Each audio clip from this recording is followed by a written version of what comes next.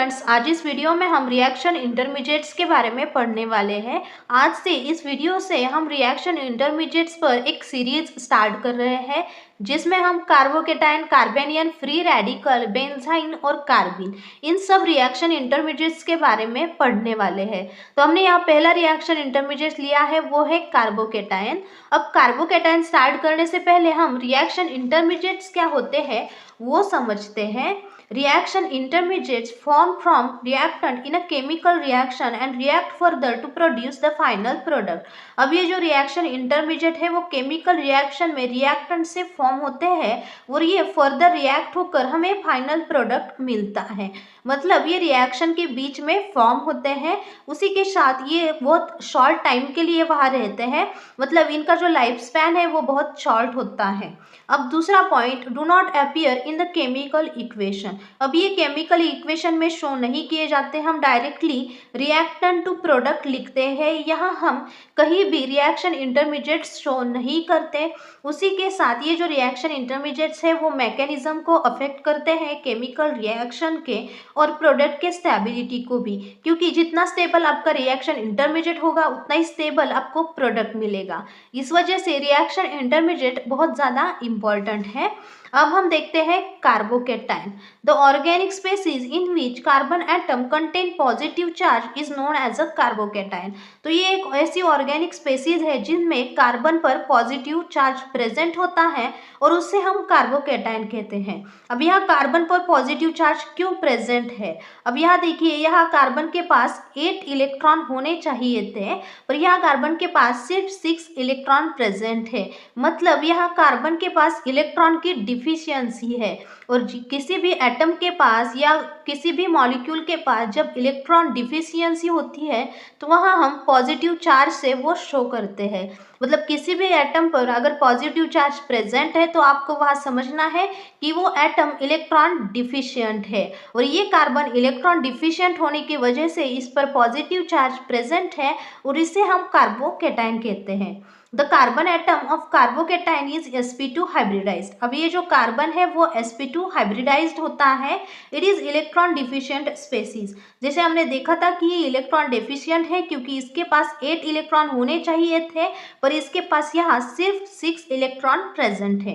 कार्बोकेटाइन्स are planar and 120 degree bond angle present in its bonds. अब ये planar होते हैं और इनके जो ये बॉन्ड है उनके बीच 120 डिग्री का एंगल प्रेजेंट होता है।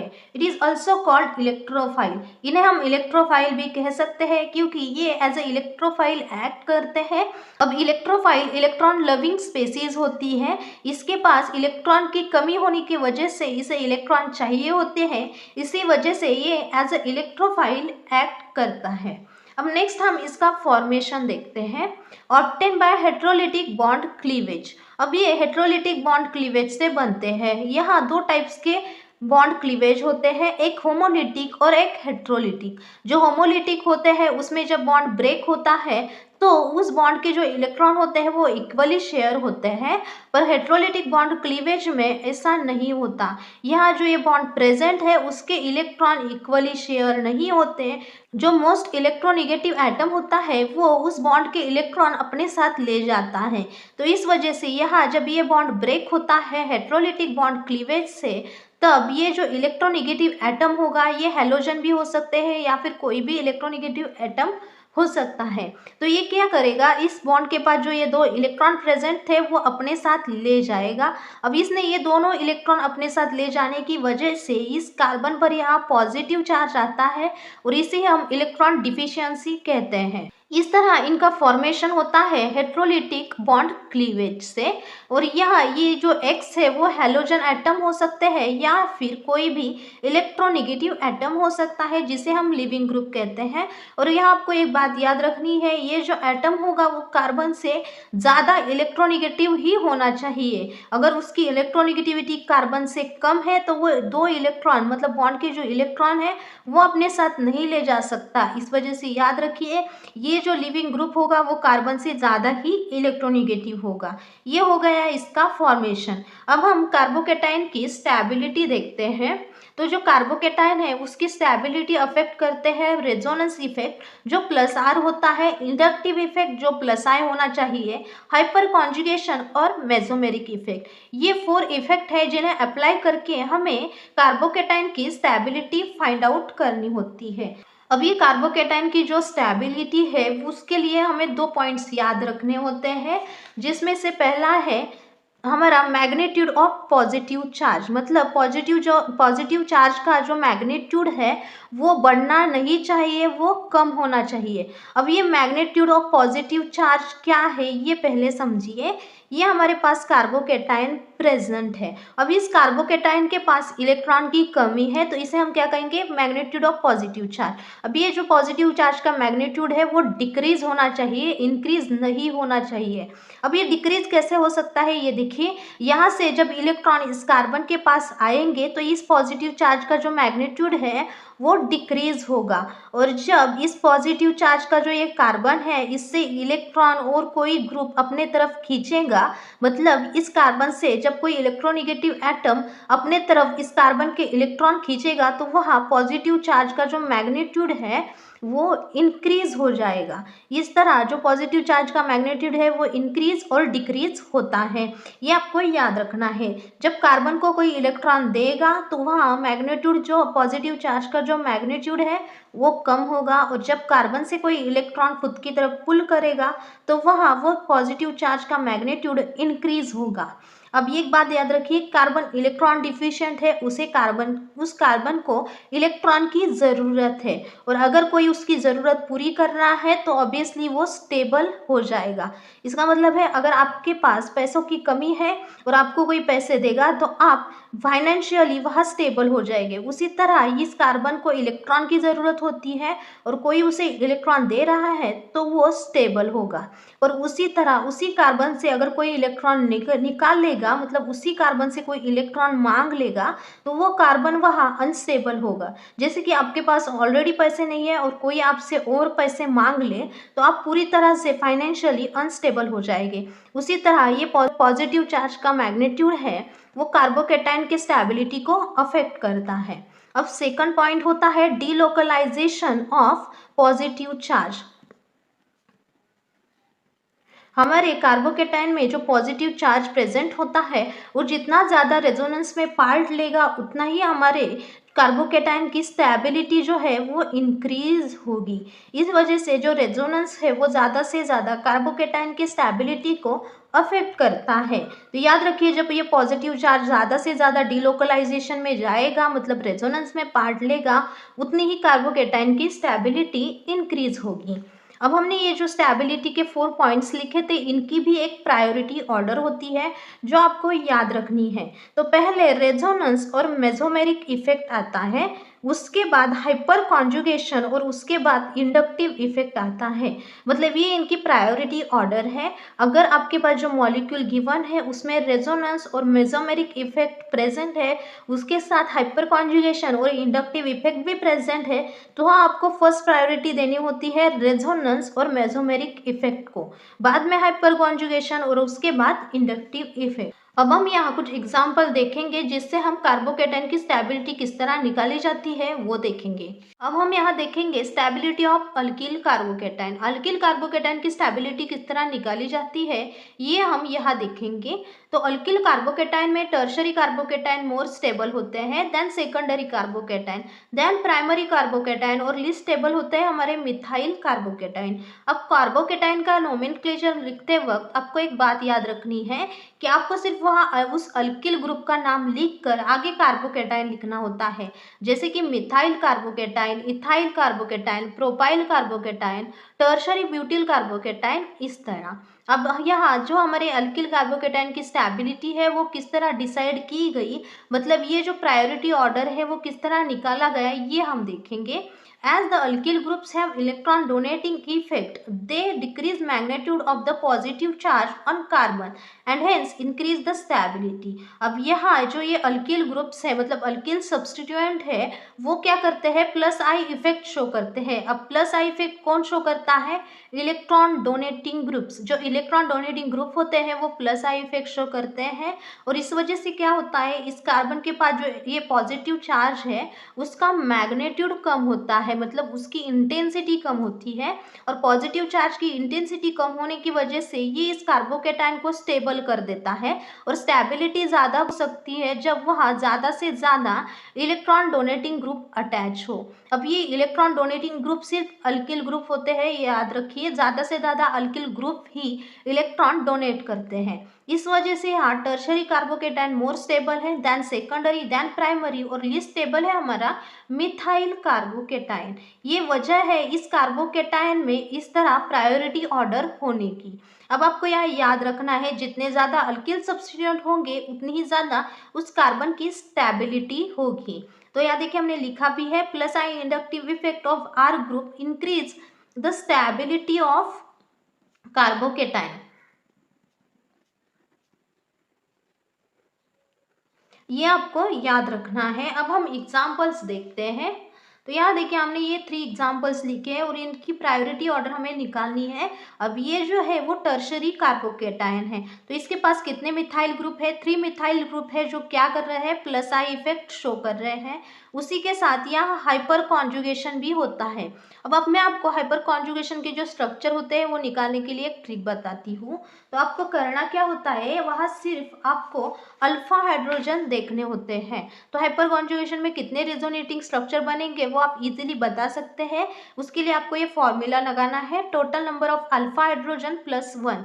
वहाँ आपको कितने अल्फा हाइड्रोजन है वो देखना होता है और वहाँ आपको उसमें +1 कर देना होता है। उतने रेजोनेटिंग स्ट्रक्चर आपको हाइपर कॉन्जुगेशन में मिलते हैं। अब देखिए यहाँ कितने अल्फा हाइड्रोजन प्रेजेंट है, ऑफ 3 6 एंड 3 9। यहाँ 9 अल्फा हाइड्रोजन प्रेजेंट है और 9 + 1 करेंगे तो यहाँ हमें 10 रेजोनेटिंग स्ट्रक्चर मिलेगी। तो यहाँ हाइपर कॉन्जुगेशन है, प्लस आई इफेक्ट है, उसी के साथ यहाँ मेजोमेरिक इफेक्ट भी वर्क करता है जिसे हम +m इफेक्ट कहते हैं। मेजोमेरिक इफेक्ट में क्या होता है, जो सिग्मा बॉन्ड के इलेक्ट्रॉन है वो रेजोनेंस में पार्ट लेते हैं, उसे हम मेजोमेरिक इफेक्ट कहते हैं। तो यहाँ ये तीनों भी इफेक्ट अप्लाई होते हैं, इस वजह से इसे हम ऑलरेडी फर्स्ट प्रायोरिटी दे देंगे क्योंकि हमें पता है टर्शरी कार्बोकेटाइन मोर स्टेबल होते हैं और ये स्टेबल होने के पीछे ये 3 इफेक्ट वर्क करते हैं। अब सेकंड प्रायोरिटी पर कौन आएगा ये देखते हैं। ये हमारे पास प्राइमरी कार्बोकेटायन है, इसे हम क्या कहेंगे, 1 डिग्री कार्बोकेटायन, और ये जो है वो सेकेंडरी कार्बोकेटायन है। आप ये देख के भी बता सकते हैं जो टर्शरी कार्बोकेटायन है वो मोर स्टेबल होंगे दैन सेकेंडरी और दैन प्राइमरी। तो इसका प्रायोरिटी ऑर्डर कैसा हो जाएगा, फर्स्ट, थर्ड और सेकंड। आंसर हम यहाँ लिखते हैं, फर्स्ट आएगा पहले, बाद में आएगा सेकंड और बाद में आएगा थर्ड और लास्ट में आएगा हमारा सेकंड ग्रुप। इस तरह यहाँ प्रायोरिटी ऑर्डर आपको निकालना होता है। अब यहाँ देखिए, यहाँ भी आप hyper conjugation, plus I effect और रेजोनेंस इफेक्ट मतलब मेसोमेरिक इफेक्ट लगा के देख सकते हैं और इजीली प्रायोरिटी निकाल सकते हैं। अब नेक्स्ट है जो बहुत ज़्यादा इम्पॉर्टेंट है। अब देखिए हमारे पास यहाँ दोनों टर्शरी कार्बोकेटाइन प्रेजेंट है, ये भी टर्शरी है और ये भी टर्शरी है। अब इनमें किस तरह आप डिसाइड कर सकते हैं कि किसकी स्टेबिलिटी ज़्यादा है और किसकी कम, ये डिपेंड होता है। Stability of same class carbocation is directly proportional to number of carbon in carbocations. आपके कार्बोकेटाइन्स में जितने ज़्यादा कार्बन प्रेजेंट होंगे उतनी ही उसकी स्टेबिलिटी ज़्यादा होगी। अब किस में ज़्यादा कार्बन प्रेजेंट है वो आपको देखना है। तो यहाँ देखिए 1 2 3 4 5 6, यहाँ 6 कार्बन प्रेजेंट है, यहाँ 1 2 3 4 5, यहाँ 5 कार्बन प्रेजेंट है। तो ऑब्वियसली ये जो कार्बन है वो मोस्ट स्टेबल होगा, मतलब ये जो कार्बोकेटाइन है उसकी स्टेबिलिटी इस कार्बोकेटाइन से ज़्यादा होगी। तो आपको इस तरह अगर सेम कार्बोकेटाइन दिए जाए, मतलब टर्शरी, सेकेंडरी या दोनों प्राइमरी कार्बोकेटाइन दिए जाएंगे और आपको स्टेबिलिटी पूछी जाएगी, तो आपको याद रखना है जिस कार्बोकेटाइन के पास ज़्यादा कार्बन प्रेजेंट होंगे वो ज़्यादा स्टेबल होगा।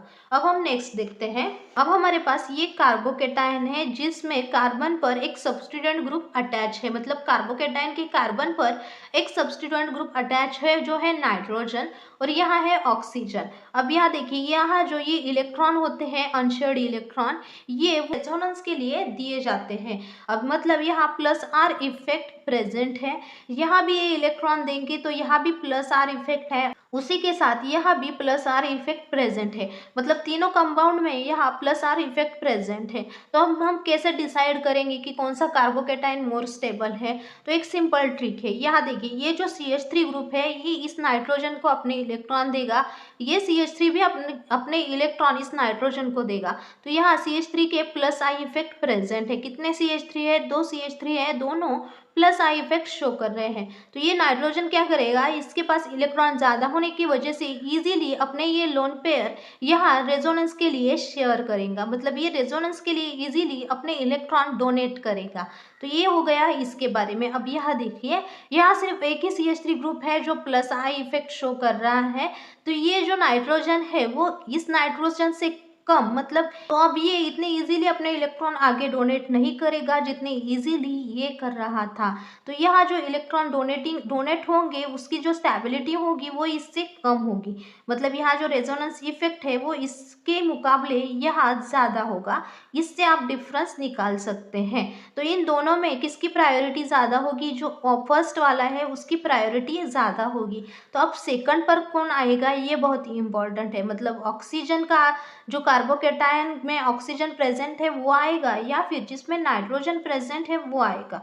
ये किस तरह निकाल सकते हैं? देखिए, जो ऑक्सीजन है वो मोस्ट इलेक्ट्रोनिगेटिव एटम है, मतलब उसकी जो इलेक्ट्रोनिगेटिविटी है वो नाइट्रोजन से भी ज़्यादा है। और जो ज़्यादा इलेक्ट्रोनिगेटिव एटम होते हैं वो इजीली अपने इलेक्ट्रॉन डोनेट नहीं करते। मतलब ऐसा नहीं है यहाँ जो ऑक्सीजन है वो अपने इलेक्ट्रॉन रेजोनेंस में डोनेट नहीं करता है, पर उतने इजीली नहीं करता जितने इजीली इस नाइट्रोजन ने कर दिए। जितने इजीली ये नाइट्रोजन कर रहा है उतने इजीली ऑक्सीजन नहीं करता, क्योंकि इसकी जो इलेक्ट्रोनिगेटिविटी होती है वो ज़्यादा होती है। और इलेक्ट्रोनिगेटिविटी ज़्यादा होने की वजह से वो एटम अपने इलेक्ट्रॉन इजीली डोनेट नहीं करता। इस वजह से यहाँ सेकंड प्रायोरिटी आएगी हमारे सेकंड कार्बोकेटाइन की, और लास्ट में आएगा हमारा थर्ड कार्बोकेटाइन। ये हो गया इलेक्ट्रोनिगेटिविटी के इफेक्ट की वजह से, और उसी के साथ नाइट्रोजन के साथ जो सब्स्टिट्यूएंट अटैच थे उस वजह से। तो याद रखिए, अगर आपके कार्बोकेटाइन के एडजेसेंट कार्बन पर या एटम पर अगर सब्स्टिट्यूएंट ज़्यादा है तो वो कार्बोकेटाइन मोर स्टेबल होगा। अब इसकी एक ऑर्डर भी है जो हमने यहाँ लिखी है। मतलब यहाँ NR2 लिखा है, मतलब यहाँ जो नाइट्रोजन है उस पर 2 अल्किल ग्रुप प्रेजेंट है। यहाँ NHR मतलब नाइट्रोजन पर एक हाइड्रोजन और एक अल्किल ग्रुप प्रेजेंट है। देन NH2 मतलब यहाँ NH2 प्रेजेंट है जो कार्बोकेटाइन के साथ अटैच है। उसके बाद आते हैं OR मतलब ऑक्सीजन के साथ यहाँ अल्किल ग्रुप प्रेजेंट है। बाद में आता है OH ग्रुप, और लास्ट में आता है हमारा फ्लोरीन जो मोस्ट इलेक्ट्रॉन निगेटिव एटम है। अब नेक्स्ट देखते हैं अलील कार्बोकेटाइन। ये जो कार्बोकेटाइन है उससे हम अलील कार्बोकेटाइन कहते हैं। अब अलील ग्रुप किससे कहते हैं ये समझिए।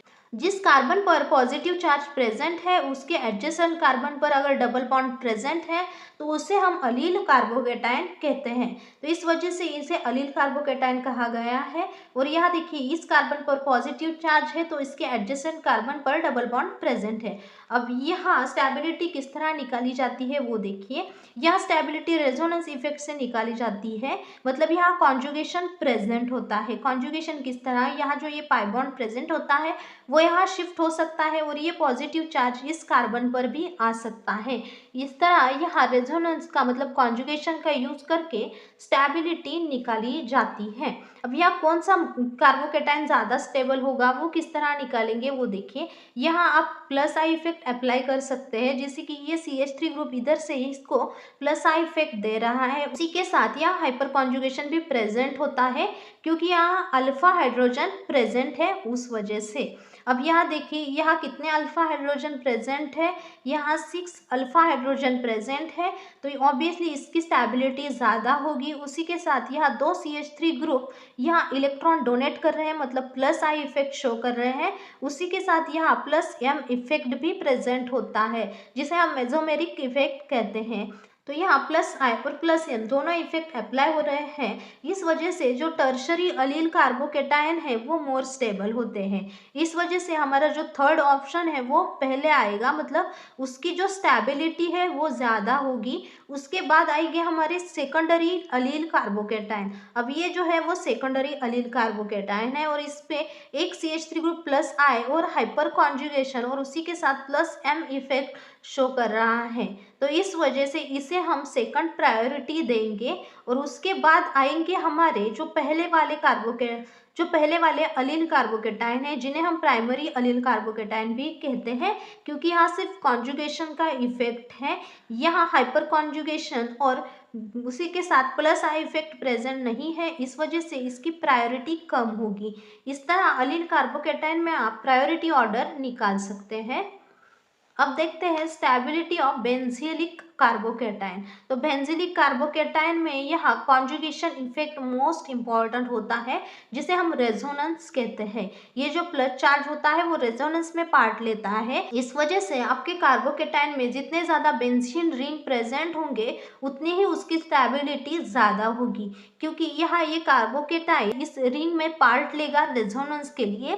तो यहाँ सिर्फ एक ही रिंग प्रेजेंट है पर यहाँ दो रिंग प्रेजेंट है, तो ये कार्बोकेटायन का जो प्लस चार्ज है वो इस रिंग में भी जा सकता है रेजोनेंस के लिए और इस रिंग में भी जा सकता है। तो यहाँ रेजोनेंस के लिए आपको बहुत सारे स्ट्रक्चर मिल रहे हैं। उसी के साथ यहाँ जो टर्शरी कार्बोकेटायन है जिसके पास यहाँ 3 बेंजील ग्रुप प्रेजेंट है, जिन्हें हम बेंजीन रिंग कहते हैं, तो ये जो पॉजिटिव चार्ज है वो तीनों बेंजीन रिंग में जाएगा। तो आपको यहाँ ज़्यादा से ज़्यादा रेजोनेटिंग स्ट्रक्चर मिलेंगे।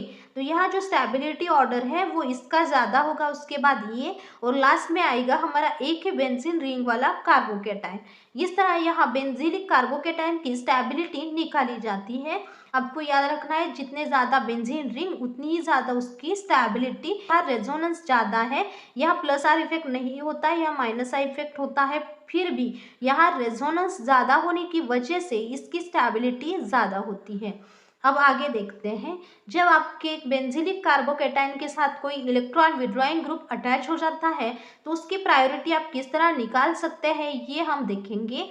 तो यहाँ देखिए, ये जो NO2 ग्रुप है वो इलेक्ट्रॉन विड्रॉइंग ग्रुप है, मतलब वो किसी भी रिंग के साथ या किसी ग्रुप के साथ अटैच होता है तो उससे इलेक्ट्रॉन अपनी तरफ खींच लेता है, मतलब ये माइनस आर इफेक्ट शो करता है। अब ये माइनस आर के साथ ये माइनस आई इफेक्ट भी शो करता है। तो अब ये किस तरह कार्बोकेटायन की स्टेबिलिटी को अफेक्ट करेगा ये हम देखते हैं।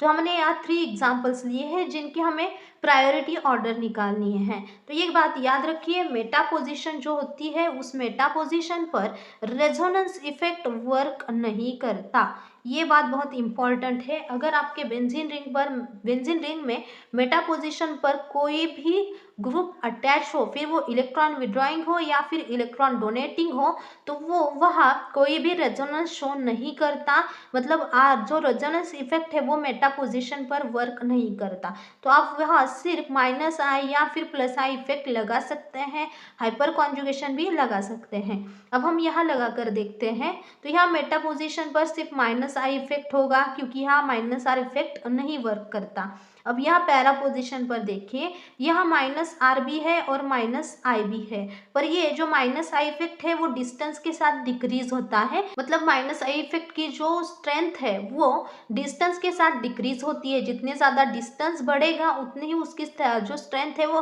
कम होगी। इस वजह से आप यहाँ minus are effect he consider कर सकते हैं। और लास्ट में आता है हमारा ये ऑर्थो कार्बोकेटायन, जिसपे ऑर्थो पोजीशन पर नाइट्रो ग्रुप अटैच है। तो अब ये जो नाइट्रो ग्रुप है वो माइनस आर और माइनस आई दोनों इफेक्ट दिखा रहा है, और ऑब्वियसली ये इस कार्बोकेटायन के ज़्यादा पास है तो वो इसे इजीली डिस्टेबलाइज करेगा, इसकी स्टेबिलिटी वो अफेक्ट कर रहा है डायरेक्टली। इस वजह से हमारा ये जो थर्ड ऑप्शन है वो लेस्ट स्टेबलाइज होगा, मतलब उसकी स्टेबिलिटी सबसे कम होगी, क्योंकि नाइट्रो ग्रुप ऑर्थो पोजीशन पर है और वो इजीली इसे अफेक्ट कर रहा है, उसकी स्टेबिलिटी कम कर रहा है। तो थर्ड ऑप्शन पहले आएगा जो स्टेबिलिटी में कम है। क्या है? स्टेबिलिटी में कम है। अब आएगा सेकंड या फर्स्ट, तो आएगा सेकंड, क्योंकि इसमें माइनस आई इफेक्ट वर्क कर रहा है, उसी के साथ यहाँ माइनस आर इफेक्ट भी है, तो इसकी जो स्टेबिलिटी होगी वो थर्ड वाले से थोड़ी सी ज़्यादा होगी। और उसके बाद आएगा हमारा फर्स्ट ग्रुप। ये हो गई इन कार्बोकेटाइंस की स्टेबिलिटी ऑर्डर, जिसमें जो फर्स्ट है वो ज़्यादा स्टेबल है क्योंकि वो यहाँ सिर्फ माइनस आई इफेक्ट वर्क कर रहा है।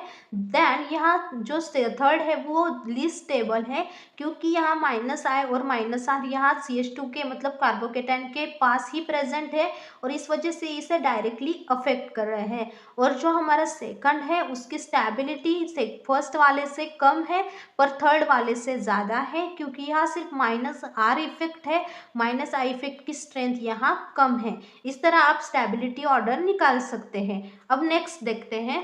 अब हमारे पास ये नेक्स्ट एग्जांपल्स है जिसमें कार्बोकेटाइन बेंजीलिक कार्बोकेटाइन में CH3 ग्रुप अटैच है मेटा, पैरा और ऑर्थो पोजीशन पे।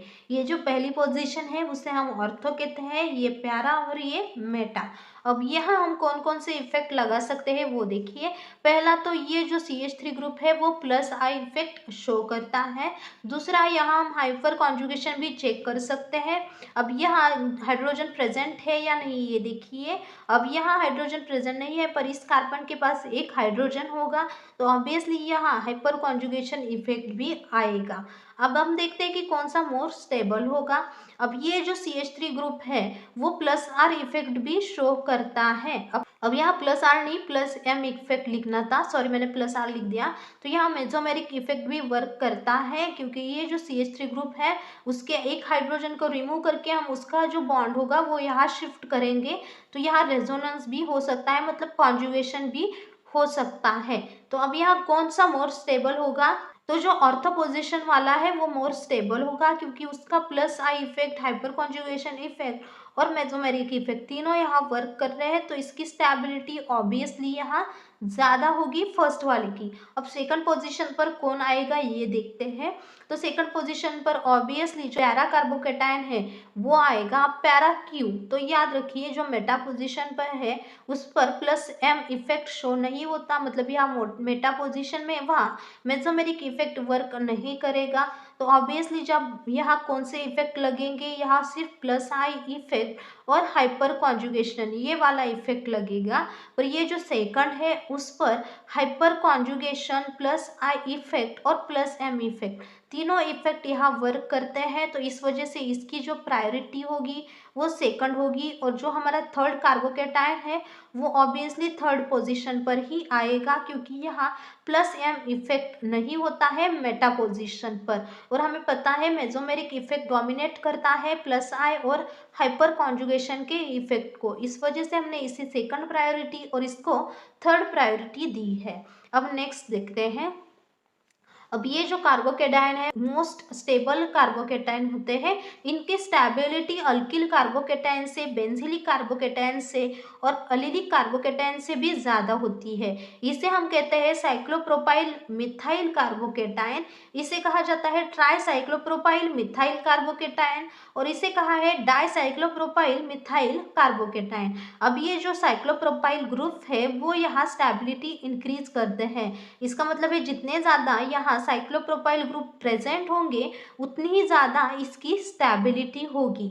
अब ऐसा क्यों, तो ये जो साइक्लोप्रोपाइल है उनके जो सिग्मा इलेक्ट्रॉन है वो कॉन्जुगेशन करते हैं कार्बोकेटाइन के एम्प्टी p ऑर्बिटल के साथ। मतलब ये जो कार्बोकेटाइन का p ऑर्बिटल है और जो साइक्लोप्रोपाइल के सिग्मा इलेक्ट्रॉन है इनके बीच कॉन्जुगेशन प्रेजेंट होता है और इस वजह से साइक्लोप्रोपाइल ग्रुप इस कार्बोकेटाइन की स्टेबिलिटी बढ़ाते हैं। तो जिसका कार्बोकेटाइन के पास ज़्यादा साइक्लोप्रोपाइल ग्रुप प्रेजेंट होंगे वो ज़्यादा स्टेबल होगा। तो यहाँ सेकंड जो कार्बोकेटाइन है वो उसकी स्टेबिलिटी ज़्यादा होगी। देन हमारे पास जो सेकंड है वो आएगा और लास्ट में आएगा जिसके पास एक ही साइक्लोप्रोपाइल ग्रुप प्रेजेंट है वो वाला कार्बोकेटाइन। तो याद रखिए जितने साइक्लोप्रोपाइल ग्रुप ज़्यादा होंगे उतनी ही उस कार्बोकेटाइन की स्टेबिलिटी ज़्यादा होगी। इसी वजह से यहाँ हमने सेकंड कार्बोकेटाइन को फर्स्ट प्रायोरिटी स्टेबिलिटी दी है, देन सेकेंडरी कार्बोकेटाइन और उसके बाद आया है प्राइमरी कार्बोकेटाइन। अब इसे भी याद रख सकते हैं, टर्शरी, सेकेंडरी और प्राइमरी। बात एक ही याद रखनी है, साइक्लोप्रोपाइल ग्रुप जितने ज़्यादा होगी स्टेबिलिटी उतनी ही बढ़ेगी। अब हम एक लास्ट स्टेबिलिटी ऑर्डर देखते हैं इसकी। तो यहाँ देखिए, यहाँ जो ये साइक्लोप्रोपाइल मिथाइल कार्बोकेटाइन थे जिन्हें हमने प्रायोरिटी ऑर्डर दिया था अभी अभी, जैसे कि टर्शरी, सेकेंडरी और बाद में आए थे प्राइमरी, तो ये ज़्यादा स्टेबल होते हैं, तो इस वजह से इस ऑर्डर में भी ये पहले आते हैं। जैसे कि ये जो ट्राईसाइक्लोप्रोपिल मिथाइल कार्बोकेटाइन है उसकी स्टेबिलिटी डाइसाइक्लोप्रोपाइल मिथाइल कार्बोकेटाइन से ज़्यादा होती है और इसकी साइक्लोप्रोपाइल मिथाइल कार्बोकेटाइन से ज़्यादा होती है। उसके बाद आते हैं हमारे ट्राइफिनिल मिथाइल कार्बोकेटाइन। ट्राइफिनिल मतलब यहाँ 3 बेंजीन रिंग प्रेजेंट होते हैं, उनकी स्टेबिलिटी इन कार्बोकेटाइन्स के बाद आते हैं। इनके बाद आते हैं हमारे डाइफिनिल मिथाइल कार्बोकेटाइन। डाइफिनिल का मतलब है यहाँ 2 बेंजीन रिंग प्रेजेंट होती है। और इसके बाद आते हैं हमारे टर्शरी कार्बोकेटाइन। जो टर्शरी कार्बोकेटाइन है उनकी स्टेबिलिटी फिनाइल कार्बोकेटाइन से भी ज़्यादा होती है। इसके बाद आते हैं यहाँ एलिल कार्बोकेटाइन, जिसमें जिस कार्बन पर पॉजिटिव चार्ज है उसके एडजेसेंट कार्बन पर डबल बॉन्ड प्रेजेंट होता है। यहाँ रेजोनेंस की वजह से इनकी स्टेबिलिटी बेंजिलिक कार्बोकेटाइन के बाद आती है। इनके बाद आते हैं हमारे secondary carbocation, then primary carbocation और लास्ट में आता है मिथाइल कार्बोकेटाइन। ये स्टेबिलिटी ऑर्डर बहुत ज़्यादा इंपॉर्टेंट है, इस वजह से आप इसका एक स्क्रीनशॉट बनाइए या फिर नोटबुक में आप इसे नोट कर लीजिए। ये हो गई प्रायोरिटी ऑर्डर जो फाइनल प्रायोरिटी ऑर्डर है।